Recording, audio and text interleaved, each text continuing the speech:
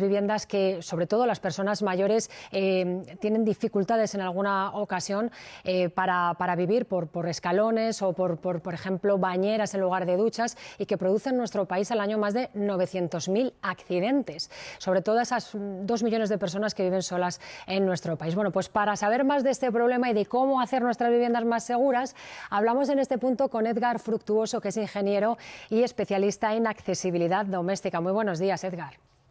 Buenos días, un placer estar con ustedes. Gracias por estar aquí. Bueno, tú que conoces el sector y también los equipamientos en viviendas, ¿somos realmente conscientes de los riesgos que tenemos en nuestros hogares o solo lo hacemos cuando ya sufrimos un accidente? Pues por desgracia suele pasar lo último, que cuando sucede el accidente es cuando le ponemos remedio, pero la buena noticia es que hay soluciones que podemos atajar, medidas que podemos implementar en el día a día y hacer más accesible y sobre todo segura la vivienda, que es lo que necesitamos para nuestros mayores. Sí, sobre todo para los mayores, que son quizá los que más lo sufren, y especialmente también las mujeres debido a su mayor longevidad. Pero ¿en qué puntos debemos fijarnos para adaptar nuestra vivienda y por dónde deberíamos empezar? Pues las estadísticas nos dicen, y los datos, hay un punto en concreto que es el cuarto de baño, nuestro cuarto de baño, que visitamos en torno a de 6 a 8 veces al día, porque el 80% de las caídas, y este es el riesgo, suceden en el cuarto de baño, porque es una zona húmeda, porque hay superficies que no están adaptadas, no son antideslizantes, y porque hay barreras físicas en altura. Una bañera de media tiene 50 centímetros de altura y es una barrera física que nuestros mayores tienen que solventar y tienen que poder acceder al baño, valga la redundancia, porque normalmente, aunque nuestras personas mayores tengan en sus baños bañeras, al final lo que hacen es ducharse, porque por su condición física no se van a poder tumbar ni luego incorporarse. Con lo cual, quitemos esa barrera, pongamos un plato de ducha que además la altura de media está en torno a 3 centímetros prácticamente a ras de suelo y evitamos esa barrera física. Claro, pero eso, ¿cuánto aproximadamente puede suponer, qué coste económico puede suponer cambiar de una bañera a una ducha, Edgar?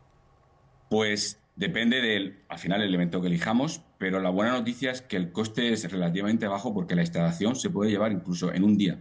En un día podemos sustituir la bañera por el plato de ducha y hay soluciones muy asequibles, y dado que la instalación suele ser, cuando hacemos una obra en casa, el tiempo de instalación lo que más coste puede suponer, en este caso ese elemento se puede eliminar en tan solo un día. Y también pueden pagarlo, por ejemplo, las personas mayores que no tienen dinero o que incluso no pueden, por ejemplo, acceder a préstamos para financiar esas obras. Es decir, ¿cualquiera se puede permitir hacer estas obras?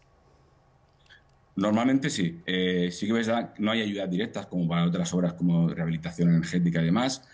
Quizá personas que además tengan algo de un grado de minusvalía, sí que existen ciertas ayudas y quizá por ahí también podría existir alguna compensación, pero es una obra a cometer que es relativamente asequible a todos los bolsillos porque el tiempo de instalación, como repito, es de tan solo un día y se puede hacer frente sin mayor problema. Edgar, ¿y por qué no se hacen? Si no es cuestión de dificultad económica, podría ser, no sé, por las personas mayores, el miedo a iniciar unas obras o por carecer de apoyos familiares. ¿Por qué no se hacen estas obras? ¿O por qué no nos damos cuenta en ese momento del riesgo que corren nuestros mayores?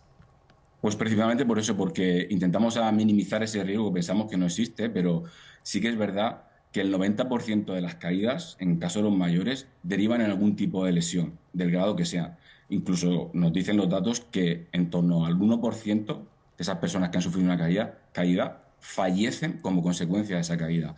No quisiera generar alarmismo, pero es un riesgo importante. Lo que sí que es cierto es que tras una caída se reduce nuestra calidad de vida y la funcionalidad de las personas. Entonces, quizá no le ponemos o no le damos la importancia que hace falta, pero existe. Y principalmente ese es el motivo, el por qué no atajar esa obra. Desde luego hay que minimizar siempre los riesgos para evitar esas caídas, golpes, esas lesiones mucho más importantes. Edgar Fructuoso, muchísimas gracias por darnos estos consejos y también por ayudarnos a concienciarnos y a entender qué elementos priorizar en nuestra vivienda. Ya tenemos muy claro que tiene que ser lo primero, el baño. Muy bien, pues muchas gracias.